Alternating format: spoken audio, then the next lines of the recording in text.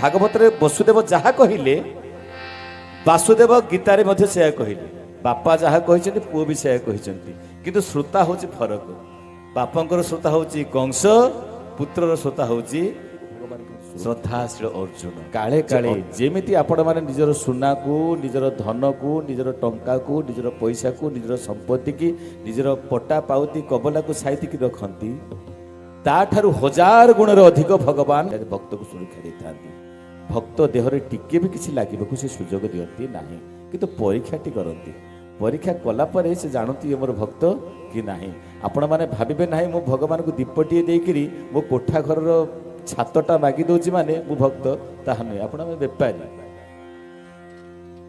दुकान को गले कौन पैसा दे जिनस आने नहीं सेमती कौन एठी दीप देली मो कोठार छातटा दे एठी तते नड़ियाटा देली मो छुआर देह सुस्थ कर दे एठी तते भोगटाई देली मेलाटे जाचिली कि वस्त्रटे देली मोर झील बाहाघर कर दे ये ना नहीं अदल बदल करुच अदल बदल व्यवसाय कौन बुझुच ना नहीं व्यवसाय भगवान व्यवसाय बंधा न था दशम स्कंध आरंभ होती सुखदेव महाराज कथा कही चली गंगा नदी कूल प्रश्न पचार परीक्षित महाराज गोटे पर गोटे प्रश्न पचारि आ प्रश्न पचारिया पर ता भितर 4 दिन अतिक्रांत हो गला परीक्षित महाराज ना भोजन कर ना पानीय किसी करना भोजन पानीय किसी करना आ पचारे सुखदेव महाराज परीक्षित तुम तो राजा गरम हेले तुम पाखे चामर को आलट करुवे तुम सेवक सेविका माने तुमको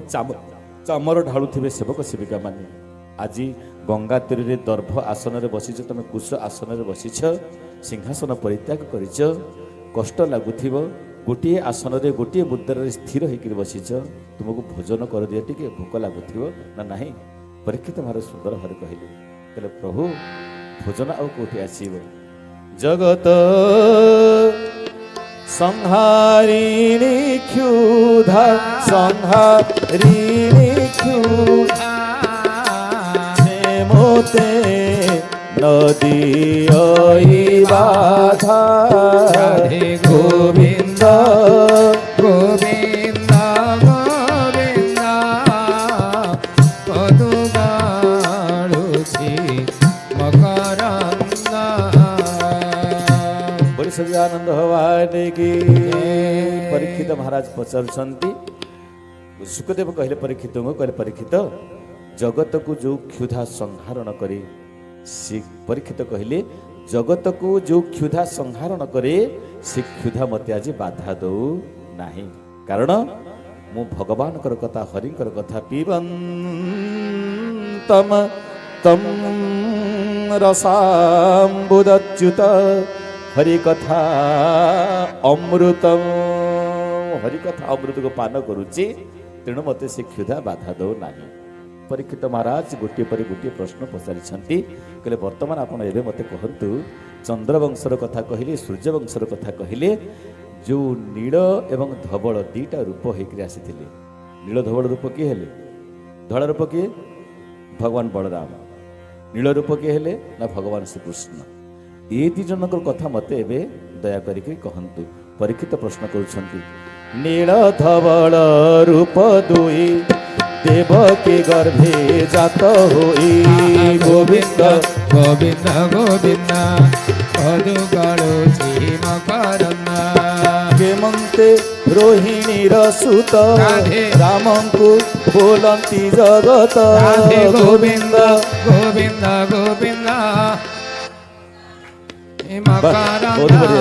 केमंते रोहिणी रसुत राम को बोलंती जगत गोविंद गोविंद गोविंद पदु गाळुछि मकरंद केवल हेतु भगवान कुपते गले वृंदावन राधे गोविंद गोविंद गोविंद पदु गाळुछि मकरंद दुख मरण काल मोर दुख मरण काल मोर भूमुनि तेजिली आहार गोविंद गोविंद गोविंद मधु गाळुछि मकरंद पुरुषानंद भगवान की विश्व कल्याण भगवान देखो हरि हरि बोल और एक बार हरि हरि बोल। हरि बोला।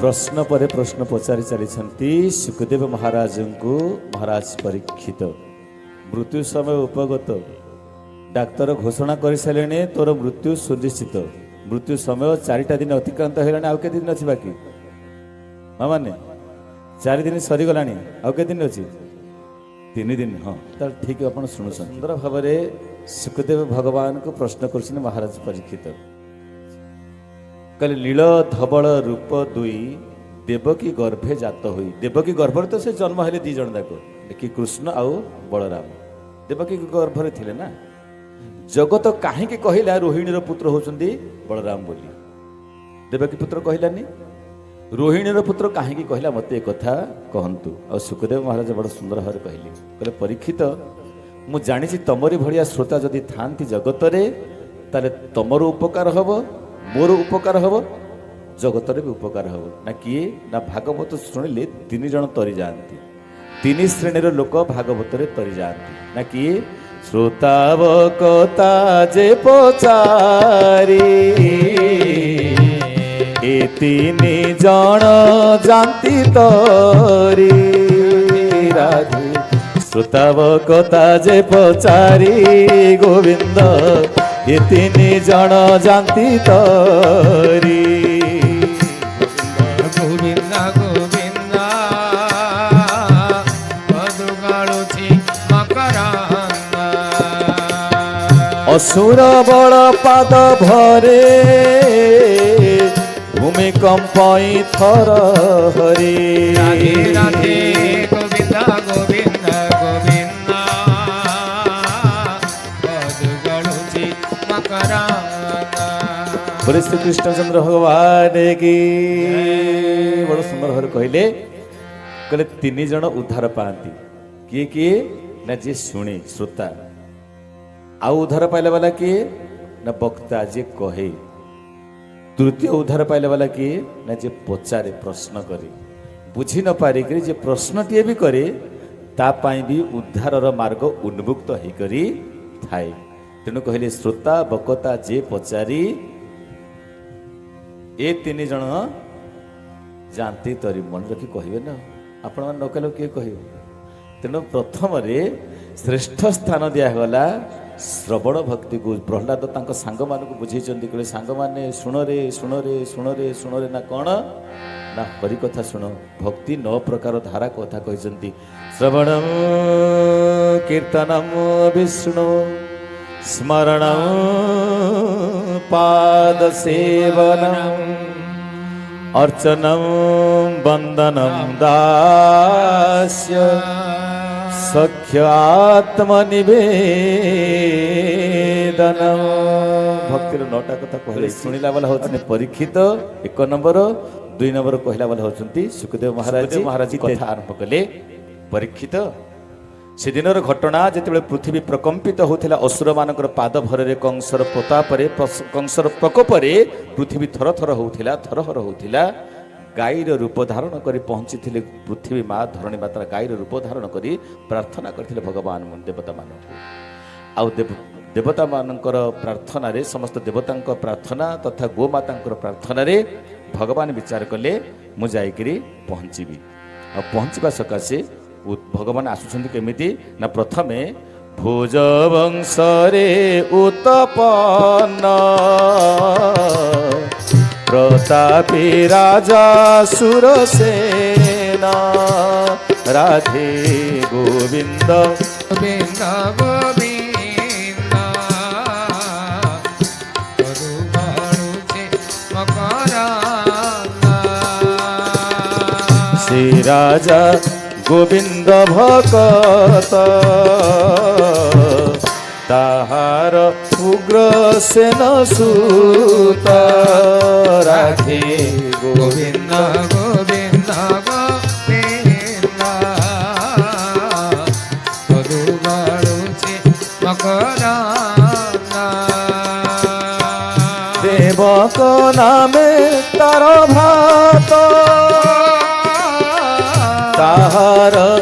ଦେବକୀ ଦୁହିତା ରାଧେ ଗୋବିନ୍ଦ ଗୋବିନ୍ଦ ଗୋବିନ୍ଦ ପଦୁ ବାଳୁଛି ମକରାନା ରୂପେ କମଳା ନୁହେଁ ସରି ସେ କନ୍ୟା ବସୁଦେବେ ବରି ରାଧେ ରାଧେ ଗୋବିନ୍ଦ ଗୋବିନ୍ଦ ଗୋବିନ୍ଦ ପଦୁ ବାଳୁଛି ମକରାନା ସଚିଦାନନ୍ଦ ଭଗବାନ କି ସୁନ୍ଦର ଭାବରେ ସୁଖଦେବ ମହାରାଜ କଥା ଆରମ୍ଭ କରୁଛନ୍ତି ଶୁଣୁଛନ୍ତି ପରୀକ୍ଷିତ ମହାରାଜ କହିଲେ ଭୋଜବଂଶରୁ ଉତ୍ପନ୍ନ ହେଇଥିବା ଜଣେ ରାଜା ପ୍ରତାପୀ ରାଜା ଅତ୍ୟନ୍ତ ପ୍ରଭାବଶାଳୀ ରାଜା ଯାହାଙ୍କ ନାଁ ହେଉଛି ସୁରସେନ ଭୋଜବଂଶର ରାଜା ସୁରସେନଙ୍କର ଦୁଇଟା ସନ୍ତାନ ଜଣଙ୍କ ନାଁ ହେଉଛି ଉଗ୍ରସେନ ଆଉ ଜଣଙ୍କ ନାଁ ହେଉଛି ଦେବକ ଜଣଙ୍କ ନାଁ ଉଗ୍ରସେନ ଆଉ ଜଣଙ୍କ ନାଁ ହେଉଛି ଦେବକ ଉଗ୍ରସେନଙ୍କର ପୁତ୍ର ହେଲେ କଂସ ଦେବକଙ୍କର କନ୍ୟା ହେଲେ ଦେବକୀ ଉଗ୍ରସେନଙ୍କର ପୁତ୍ର ହେଲେ କଂସ ଦେବକଙ୍କର ପୁତ୍ର ହେଲେ ଦେବକୀ ତେବେ କଂସ ଆଉ ଦେବକୀ କ'ଣ ହେବେ କହିଦେବେ ନା ଏତେ କଥା ମୁଁ ଜାଣୁଥିଲା ଭାଇ ଭଉଣୀ ହେଇଗଲେ ଭାଇ ଭଉଣୀର ସମ୍ପର୍କ ଅତି ପବିତ୍ର ଅତି ଆନନ୍ଦମୟ ଅତି ଭିନ୍ନ ପ୍ରକାର ସମ୍ପର୍କ ସେହି ସମ୍ପର୍କ ଭିତରେ ବାନ୍ଧି ହେଇକରି ଥାନ୍ତି ଯେତେବେଳେ ଗୋଟିଏ ସମୟ ଆସିଛି କଂସ କହିଲା ମୁଁ ଦିଗ୍ବିଜୟ କରିବି ସମଗ୍ର ବିଶ୍ୱକୁ ସମଗ୍ର ସଂସାରକୁ ମୁଁ ହାତ ମୁଠାରେ ରଖିବି ସମଗ୍ର ଦେବତା ମଣ୍ଡଳୀ ମୋର ହାତ ମୁଠାରେ ରହିବେ ଯାହା କହିବି ତାହା ସେମାନେ କରିବେ ଆଦେଶ ମୋର ପାଳନ କରିବେ ରାବଣ ବି ସେୟା କରିଥିଲା ଆଜି କଂସ ବି ତାହା କରୁଛି ସମସ୍ତ ଦେବତା ମଣ୍ଡଳୀ କଂସର ହାତ ମୁଠାରେ ଅଛନ୍ତି ସେବକ ସେବିକା ହେଇକରି ଖଟୁଥାନ୍ତି ଦୁଃଖରେ ଶୋକରେ ଯନ୍ତ୍ରଣାରେ ଦଗ୍ଧୀଭୂତ ହେଉଛନ୍ତି ଦେବତା ମଣ୍ଡଳୀ କ'ଣ କରିବୁ ଆମେ କ'ଣ କରିପାରିବୁ କଂସର କବଳରୁ ଆମେ କେମିତି ବଞ୍ଚିପାରିବୁ ଆର ପାଖରେ କଂସ ପଚାରୁଛି ଗୋଟି ଗୋଟି କରି ମୁଁ କେମିତି ବଞ୍ଚିବି ମୁଁ କେମିତି ଶ୍ରେଷ୍ଠତ୍ୱ ଅର୍ଜନ କରିବି ମୁଁ କେମିତି ଜଗତରେ ନାଁ କରିବି ସମଗ୍ର ଜଗତ ମୋତେ ଭଗବାନଙ୍କୁ ଭଜନ କରିବ ନାହିଁ ମୋତେ ଭଜନ କରିବ କ'ଣ କରିପାରିବି ଏତିକି ବେଳେ ମନ୍ତ୍ରୀ ହେଉଛି ଅକ୍ରୂର ପଚାରିଲା ଅକ୍ରୂରକୁ କଂସ ଅକ୍ରୂର ଏଠି ଆଉ କୋଉ କୋଉ ରାଜ୍ୟ ଅଛନ୍ତି କହ ମୁଁ ତାକୁ ଗ୍ରହଣ କରିବି ତାକୁ ମୋ ହାତ ମୁଠାକୁ ଆଣିବି ସୁନ୍ଦର ଭାବରେ ଅକ୍ରୂର କହୁଛନ୍ତି ଶୁଣ ଭୋଜ ବଂଶ ଚନ୍ଦ୍ର ମଗଧ ଦେଶ ମହେନ୍ଦ୍ର ଜରାସନ୍ଧ ବଳବନ୍ତ ସେ ଯେ ଅଟଇ ବଡ଼ ପ୍ରତାପୀ ସେ ରାଜା ସରବେ କରନ୍ତି ପୂଜା କରବେ ତୁ ଚରଣରେ ସେନ ଖଟଇ ହଟା ଅତା ଦମ୍ଭ କୁବେଗେ ହଟା ଅତା ଦମ୍ଭ କୁବେଗେ ସଖ ଉଣି ବଳ ଅଛି ତା ସଙ୍ଗେ ହଟା ଅତା ଦମ୍ଭ କୁବେଗେ ସଖ ଉଣି ବଳ ଅଛି ତା ସଙ୍ଗେ ଅକ୍ରୂର କହୁଛନ୍ତି କହିଲେ ମହାରାଜ କଂସ ଆପଣ ଏତିକି ଶୁଣନ୍ତୁ ଭୋଜବଂଶର ଚନ୍ଦ୍ର ସିଏ ମଗଧର ରାଜା ମହେନ୍ଦ୍ର ଆଉ ଜରାସନ୍ଧ ତାର ହଉଛି ନା ତା ପାଖରେ ଗୋଟିଏ ଦିଟା ନୁହେଁ 23 ଅକ୍ଷୌଣୀ ବଳ ତା ପାଖରେ ଅଛନ୍ତି ସେନା ତା ପାଖରେ ଅଛନ୍ତି ଆପଣ ସେୟା କରନ୍ତୁ ତାକୁ ହିଁ ଆକ୍ରମଣ କରନ୍ତୁ କଂସ କାଳ ବିଳମ୍ବ ନ କରିକିରି ଜରାସନ୍ଧକୁ ଆକ୍ରମଣ କଲା ଜରାସନ୍ଧକୁ ଆକ୍ରମଣ କଲା ପରେ ଜରାସନ୍ଧ ଦେଖିଲା ମୋର ଦିଟା କନ୍ୟା ଅଛି କହିଲା କଂସ ତୁ ପ୍ରଥମେ କନ୍ୟା ଦିଟାକୁ ନେଇଯା ବାହା କରିଦେଲା କହିଲା ଏଭଳିଆ ବୀର ଯଦି ଅଛି ଏଭଳିଆ ଯୋଗ୍ୟ ବୀର ୟାରି ପାଇଁ ହିଁ ୟାରି ହାତରେ ହିଁ ମୁଁ କନ୍ୟାକୁ ଅର୍ପଣ କରିଦେବି ଆଉ କନ୍ୟା ଅର୍ପଣ କରିଦେଇଛନ୍ତି କନ୍ୟା ପାଇଗଲା ପରେ କଂସ ଏକ ପ୍ରକାର ସ୍ଥିର ହୋଇଛନ୍ତି ଆଉ ତା ହାତର ତା ଜରାସନ୍ଧର ସମସ୍ତ ସମ୍ପତ୍ତି ସୈନ୍ୟ ସବୁଯାକ କଂସର ହାତ ମୁଠାକୁ ପଳେଇ ଆସିଛି ପୁନର୍ବାର କଂସ ବିଚାର କଲା ମୁଁ ଏବେ କ'ଣ କରିପାରିବି ଅକ୍ରୂର ଏବେ କ'ଣ କରିବି ମୋତେ କହ ନା ଆଉ ଗୋଟିଏ ରହିଲା ଆପଣଙ୍କୁ ଗୋଟେ କଥା କୁହାଯିବ, ଆପଣଙ୍କୁ କୁହାଯିବ ତମେ ଯେଉଁ ଆସନରେ ବସିଛ ସେଇ ଆସନଟା ଘୁଞ୍ଚେଇକିରି ନିଅ, ନେଇପାରିବ? ନେଇ ହେବ?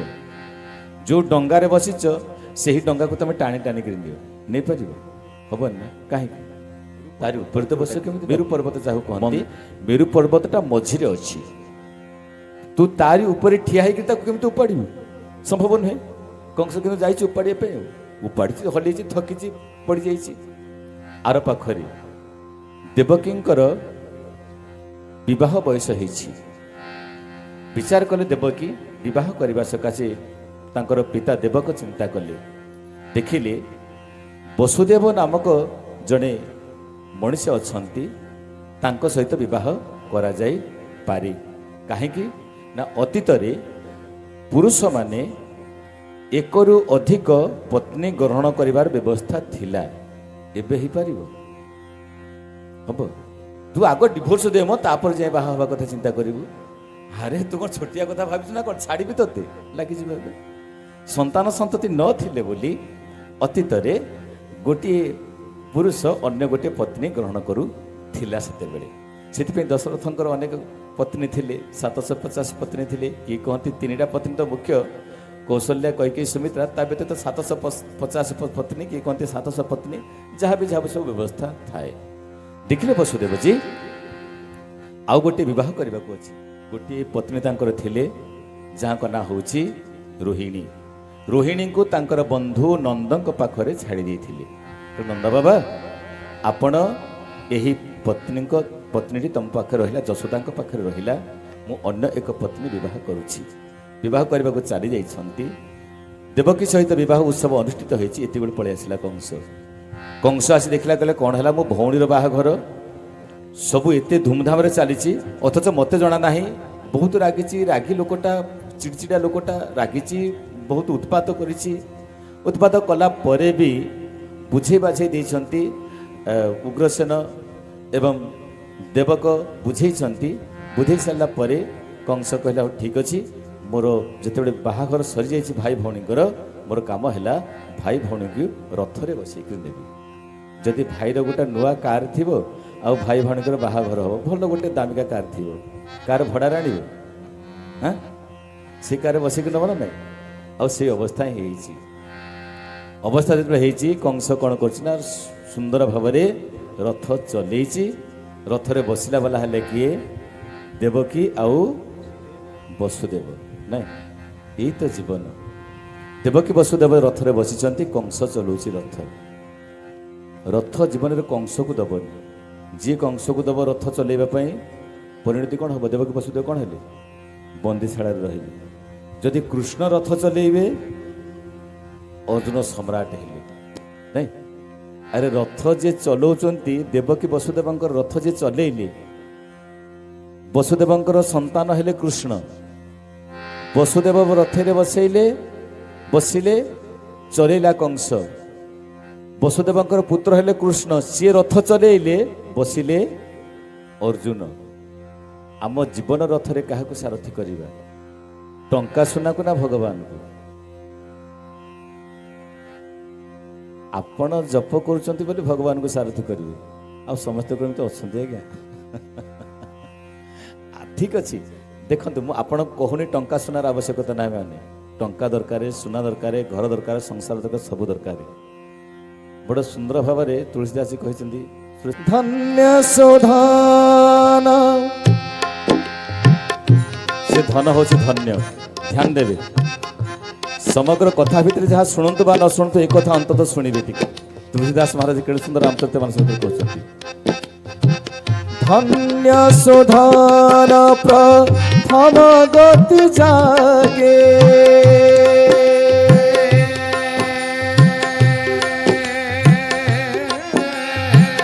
ଧନ୍ୟ ସୁଧନ सुमति पाके।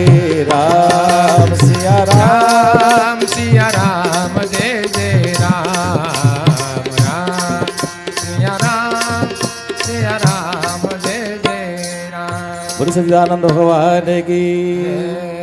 धनटा सेतिके बेले धन्य हब प्रथम गति पाइले। धनर 3टा गति।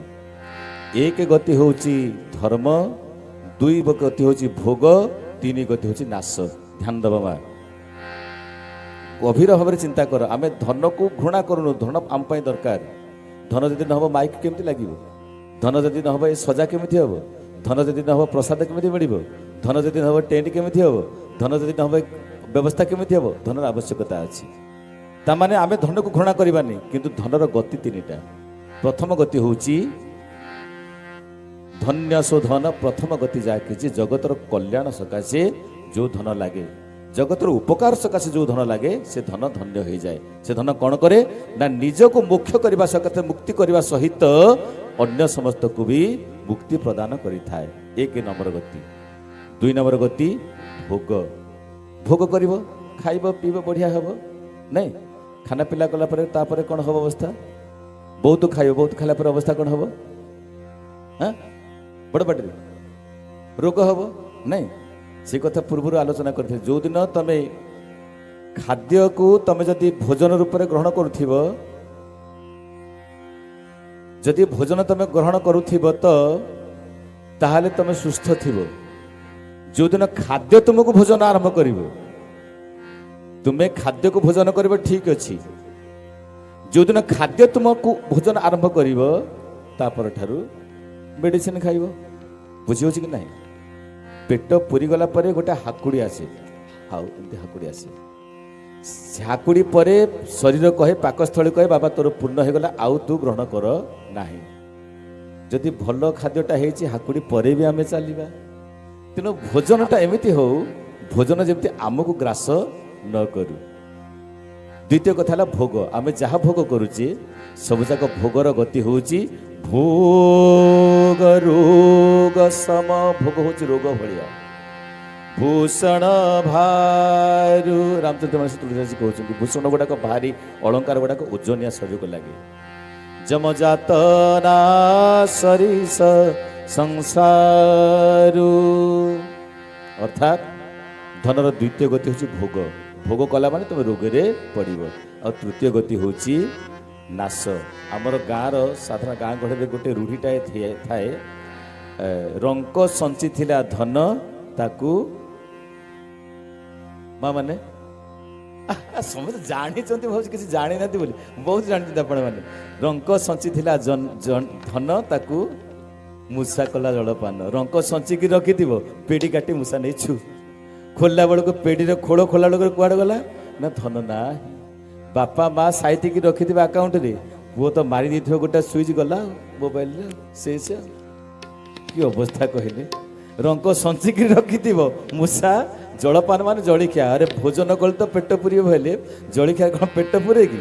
ପେଟ ପୁରା ଜଳଖିଆ କରିକି ଶେଷ କରିଦେଇଥିବ। ତେଣୁ ଧନର ତୃତୀୟ ଗତି ହେଉଛି ନାଶ, ନଷ୍ଟ ହୁଏ। ନିଜକୁ ନଷ୍ଟ କରେ, ଅନ୍ୟକୁ ବି ନଷ୍ଟ କରିଥାଏ। ତେଣୁ ଯଦି ପାରୁଛନ୍ତି, ମା' ମାନେ ତ ଯେତିକି ଆଣିବାର ସୁବିଧା ପାଇଛନ୍ତି, ଭଗବାନଙ୍କ ପାଇଁ ଭୋଗ ଇତ୍ୟାଦି ଆଣିଛନ୍ତି। କେହି କେହି ବି ଚାନ୍ଦା ଭେଦା ଇତ୍ୟାଦି ଠାକୁରଙ୍କ ସକାଶେ ଦେଉଛନ୍ତି। ଆଉ ଠାକୁରଙ୍କ ସକାଶେ ଯିଏ ଦେଇଥାଏ, ଠାକୁର କେବେ ଋଣୀ ରହନ୍ତିନି। ଭଗବାନ ଦୁଇଟା ଜିନିଷ କରିପାରନ୍ତିନି, ଏକ ଋଣୀ ରହନ୍ତିନି, ଦୁଇ କାହାକୁ ଅନ୍ୟାୟ କରିପାରନ୍ତିନି। ଜୀବନରେ ସେ ଅନ୍ୟାୟ କରିପାରନ୍ତି ନାହିଁ। ନ୍ୟାୟରେ ସବୁବେଳେ କାମ କରିବେ, ଦୁଇରେ ଋଣୀ ରହିବେ ନାହିଁ। ତାକୁ ଯାହା ଦେବ ନେଇଯା, ମୋର ଆବଶ୍ୟକତା ନାହିଁ, ତୋ ଧନ ତୁ ନେଇଯା। ତମେବ ବସ୍ତୁ ଗୋବିନ୍ଦମ ତୁଭ୍ୟମ ସମର୍ପୟାମି। ତୁ ଯାହା ଦେଉଛୁ ସବୁଯାକ ତତେ ଦେଇଦେଉଛି। ଅସ୍ତୁ। ଯେଉଁ ରଥରେ କଂସ ସାରଥୀ ହେବ ତାର ପରିଣତି ବନ୍ଦୀଶାଳା, ଯେଉଁ ରଥରେ କୃଷ୍ଣ ସାରଥୀ ହେବେ ତାର ପରିଣତି ମୁକ୍ତି। ଯଦି ଗତ୍ୱା ନ ନିବର୍ତ୍ତନ୍ତେ ତଦ୍ଧାମ ପରମଂ ମମ। ଯେଉଁଠି ଗଲେ ଫେରି ଆସିବାକୁ ହେବ ନାହିଁ, ସେଇଠିକି ଯିବାକୁ ପଡ଼ିଥାଏ। ବଡ଼ ସୁନ୍ଦର ଭାବରେ ଆର ପାଖରେ କଂସ ରଥ ଚଲାଉଛି, କିଛି ବାଟ ଅତିକ୍ରମ କରିଯାଇଛି। ଅଦ୍ଭୁତ ଭାବରେ ଶବ୍ଦ ଶୁଭିଲା, ଆକାଶରୁ ଶୂନ୍ୟରୁ ଶୁଭିଲା ଶବ୍ଦ। ରେ ରେ ଅସୁର କଂସ ଶୁଣ, ନ ଜାଣୁ ଆପଣା ମରଣ। ଗୋବିନ୍ଦ ଗୋବିନ୍ଦ ଗୋବିନ୍ଦ ଜୁଗାଳୁଛି ମକରନ୍ଦ। ଯାହାର ବାହୁ ଅଛୁରଥ, ତତେ ମାରିବ ତାର ସୁତ ରାଧେ ଗୋବିନ୍ଦ ଗୋବିନ୍ଦ ଗୋବିନ୍ଦ ପଦୁ ଗଳୁଛି ମକରନ୍ଦ ତେରେ ଅସୁର କଂସ ଶୁଣ ନ ଜାଣୁ ଆପଣା ମରଣ ରାଧେ ଗୋବିନ୍ଦ ଗୋବିନ୍ଦ ପଦୁ ପଦୁ ଗଳୁଛି ମକରନ୍ଦ ଯାହାର ବାହୁ ଅଛୁରଥ ତତେ ମାରିବ ତାର ସୁତ ରାଧେ ଗୋବିନ୍ଦ ଗୋବିନ୍ଦ ଗୋବିନ୍ଦ ପଦୁ ଗଳୁଛି ମକରନ୍ଦ অষ্টম অষ্টম অষ্টম গর্ভে জাত হই মারিল উচ্ছ্বাসিলে মহি রাধে গোবিন্দ গোবিন্দ গোবিন্দ তালি বাজি করে গাইবা। পদু গড়ুছি মকরন্দ গোবিন্দ গোবিন্দ গোবিন্দ পদু গড়ুছি মকরন্দ বলি সচিদানন্দ ভগবান কি কহিলে তু যাহার রথ বাহুচু তার সুত অষ্টম গর্ভে জাত হব অষ্টম গর্ভে জাত হই মারিণ উচ্ছ্বাসিবে মহি কংস ছানি হয়ে গলা কଣ ହେଲା ମୁଁ ଚାହିଁଛି ରାଜ୍ୟ ଜୟ କରିବାକୁ ମୁଁ ଚାହିଁଛି ବିଶ୍ୱ ଜୟ କରିବାକୁ ମୁଁ ମରିଯିବି ଅସମ୍ଭବ ମୃତ୍ୟୁ ମୋର କେବେ ଆସିବ ନାହିଁ କଂସ କହୁଛି ସଂସାରରେ ଅନ୍ୟ ସମସ୍ତଙ୍କର ମୃତ୍ୟୁ ହେଇଯାଇପାରେ କିନ୍ତୁ ମୋର ମୃତ୍ୟୁ ହେବ ନାହିଁ ଅହଙ୍କାରୀ କଂସ ତ ଭଗବତ ଗୀତାରେ ଭଗବାନ କହିଲେ ଅହଙ୍କାରୀ ବିମୂଢ଼ାତ୍ମା କର୍ତ୍ତାରହମିତି ମନ୍ୟତେ ନିଜକୁ କର୍ତ୍ତା ବୋଲି ବିଚାର କରି ଅହଙ୍କାର କରିଥାଏ ସେ ମଣିଷ କଂସ କହିଲା ସମସ୍ତଙ୍କର ମୃତ୍ୟୁ ହେଇଯାଇପାରେ ଅଥଚ ମୋର ମୃତ୍ୟୁ ହେବ ନାହିଁ ସାଙ୍ଗେ ସାଙ୍ଗେ କଣ କଲା ଉଚ୍ଚେ ଉଚ୍ଚାଇ କର ବାଳ ଧଇଲା ଧଇଲା ଧଇଲା ଦେବକୀର ଚୂଳ ଗୋବିନ୍ଦ ଗୋବିନ୍ଦ গোবিন্দ পদু গড়ুছি মকরন্দ করে উচ্চাই কর বাଳ ধইলা দেবকীর চূল গোবিন্দ গোবিন্দ গোবিন্দ পদু গড়ুছি মকরন্দ ସଞ୍ଜାନ ଭଗବାନ କି ଉଚ୍ଚରେ କର ବାଳକୁ ଉଞ୍ଚେଇଲା ଖଣ୍ଡାକୁ ଉଞ୍ଚେଇଲା ଦେବକୀର ଚୂଳକୁ ଧରି ପକେଇଲା ରଥରୁ ଓହ୍ଲେଇ ପଡ଼ିକି ଏସବୁ କାମ କରିଛି ଯେତେବେଳେ ବଡ଼ ସୁନ୍ଦର ଭାବରେ କଂସ ବିଚାର କରୁଛି ମୂଳ ମାଇଲେ ବଡ଼ ପାଟିରେ ଆପଣ ସତରେ ସବୁ ଜାଣିଛନ୍ତି ଏ କଥା ଏଇ କଥାଟା କଂସ କହିଛି ବୁଝିହେଉଛି ଆମେ ଅନେକ ସମୟରେ କହିଦେବୁ ମୂଳ ମାଇଲେ ଯିବ ସରି ଦେବଙ୍କ ସଙ୍ଗେ କିମ୍ପା କଳେ ଦେ ସବୁ ଗଛ ଉପାଡ଼ି ଦେ କି ତାକୁ ମାରିଦେ ଯାହା ଯାହା ସବୁ କରିଦେ ନା ଏ କଥା କଂସ କହିଛି ଦେବକୀ ହେଉଛି ଗଛର ମୂଳ କି ଗଛ କିଏ ହେଲା କୃଷ୍ଣ କୃଷ୍ଣ ହେଉଛନ୍ତି ଗଛ ଗଛର ମୂଳ ହେଲେ ଦେବକୀ ମାଟା ହେଉଛି ଅସଲ ନା କହିଲେ ମାକୁ ମାରିଦେଲେ କାମ ଶେଷ ମୂଳ ଥବ ଯେ ହବ କହିଲେ ମୂଳ ମାଇଲେ জীব সরি দেবঙ্ক সঙ্গে কিম্পা করি গোড়ুমা দিলে জীব সরি দেবঙ্ক সঙ্গে কিম্পা করি আনন্দ ভবানে গে মূଳରୁ ହତ୍ୟା କରିବାକୁ ବସିଗଲେ ଯେମିତି ହତ୍ୟା କରି ବସିଛନ୍ତି ବସୁଦେବ ପଳେଇ ଆସିଲେ କଂସର ହାତକୁ ଧରିଲେ କହିଲେ ହେ ର କଂସ କ'ଣ ହେଇଛି କ'ଣ ତୋର ନା ଇଏ ହେଉଛି ମୋର ଶତ୍ରୁ ମୂଳ ଶତ୍ରୁ ହେଉଛି ଇଏ ନା କିଏ ଶତ୍ରୁ ଆରେ ଆମେ ତ ବିବାହ କରିକି ଯାଇଛୁ ଘରେ ପହଞ୍ଚି ନାହିଁ ବୈବାହିକ ଜୀବନ ଗୋଟେ ପତି ପତ୍ନୀର ଜୀବନ ଯେମିତି ନେବା କଥା ଆମେ ସେ ସୁଖ ବି ଭୋଗ କରିନାହୁଁ ତୁ କ'ଣ ଗୋଟେ ଶୁଣିଦେଲୁ ଆମେ ଶୁଣିପାରିଲୁନୁ ତୁ ଶୁଣିଦେଲୁ ଯେ କିଏ ଗୋଟେ ତୋତେ କ'ଣ କହିଦେଲା ସେଇ କଥାରେ ତୁ ପଡ଼ି ଯାଇକିରି ତୁ ୟାର ବେକକୁ ହାଣିବାକୁ କହୁଛୁ ଖଡ଼ଗ ଉଞ୍ଚେଇଛୁ ହତ୍ୟା କରିବୁ କିଏ ବସୁଦେବ କାହାକୁ ବୁଝେଇଲେ କଂସକୁ ବୁଝେଇଲେ ଆମ ଶ୍ରୋତାମାନଙ୍କ ଭିତରେ ବି ସେମିତି ଥାଆନ୍ତି क्षमा करेंगे। केतेक श्रोता अर्जुन थांती आउ केतेक श्रोता कंस भी थांती बुझी होची। केतेक श्रोता अर्जुन थांती केतेक श्रोता कंस भी थांती। कृष्ण भगवान अर्जुन को जहाँ बुझे श्रीमद भगवत गीता रे वसुदेव भागवत से कथा बुझेले कंस गोटाए पक्ष किसी भी फरक ना। भागवत वसुदेव जहाँ कहले वासुदेव गीतार से कहले बापा जहाँ कहते पुओ भी से कहते किंतु श्रोता हूँ फरक। बापांकर श्रोता हूँ कंस पुत्रर श्रोता हूँ श्रद्धाशील अर्जुन जे अर्जन कला वाला जे कंस समस्त को नाश कला वाला श्रोतार भीतर पार्थक्य अच्छी। वसुदेव बुझेले क्या ना कंस को कहे देहर संगे मृत्यु जात न जान एहार तदंत बालक युवकी तरुण निश्चय लभंती वरण। बालक हो वृद्ध हो तरुण हो युवक हो जी हो ना कहीं संसार मृत्युवरण करने सुनिश्चित आउ जन्म सहित जन्म सहित मृत्यु जात। मृत्युटा जन्म सहित सृष्टि होती। मृत्युटा कौटू सृष्टि होती ना जन्म जितकी बेले तैयारी होती मृत्युटा सेतिक बेले तैयारी होती। जन्म को लगी लगिक मृत्यु गोड़ाऊँच जो जन्मर काम सरीज से मृत्यु कोड़े नब। तू कौन यार कथा जानिनु संसार को जी आसी सबुजाक चली जाइछंती केही संसार भितरे रहीकिरी नाहंती। क्षणे हेथी केही जड़े हेथी केही नाही अमर जगन्नाथंकु भज रे बुढ़ जड़े हेथी केही नाही अमर।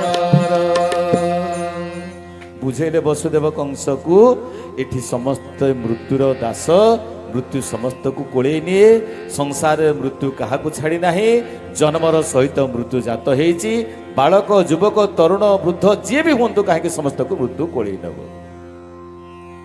भगवान वसुदेव बुझेले कंस के कथा वासुदेव बुझेले अर्जुन को जातस्य हि ध्रुव मृत्यु ध्रुवं जन्म मृतस्य च तस्मात्